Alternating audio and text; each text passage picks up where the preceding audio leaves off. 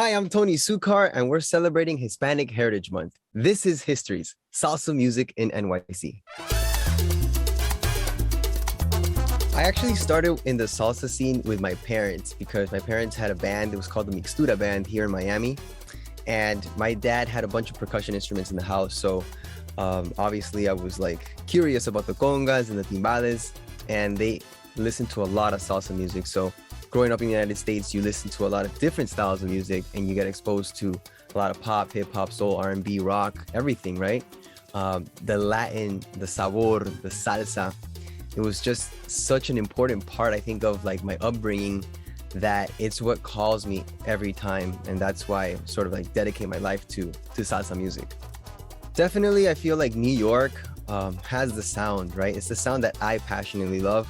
I would say salsa artists from New York that really have stuck to me is Héctor Lavoe, by far, probably the top in terms of singers. But I guess arrangers, producers, and musician, Tito Puente, my all-time greatest influence of all time.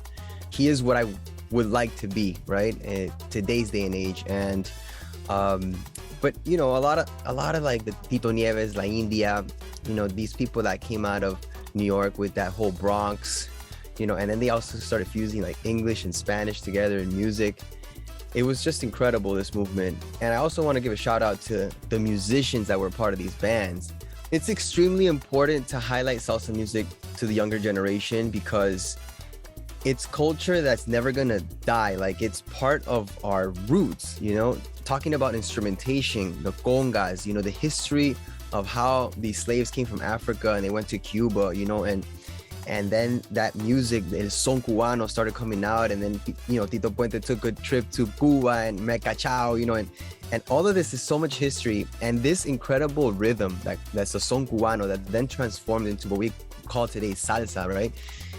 It's such a beautiful genre, like instrumentation, it's amazing to the ears, it's cultura, it's musicianship, you know, orchestration. It's so good that I feel like we can't lose that, right? We have to always preserve it and conserve it, but we have to also give it an evolution. We have to bring it to the youth. And wow, winning my first Latin Grammy had to have been the most epic moment of my entire career. Like, I can't even describe to you how incredibly grateful I felt. And, you know, after all the hard work, you know, recording, building my studio with my dad. I'm an independent artist. I don't have like a label paying for my stuff. Like, I'm just, you know, I would go to do $100 gigs, come back, you know, save my money to then invest in my own projects and to continue, right? Doing music of excellence, which is what we all should try to do. My life has transformed since that moment, right? That night, it was 2019.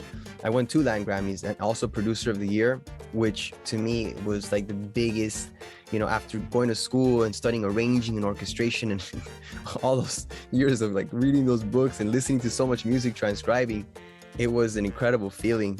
And now I'm able to live a beautiful dream working on what I love to do, which is just making music. And it's incredible too, because you make the record, you win the Latin Grammy, and then you're like, let's do it all over again, right? And you want to just keep making amazing records. Gracias por este premio, los quiero y los amo, gracias.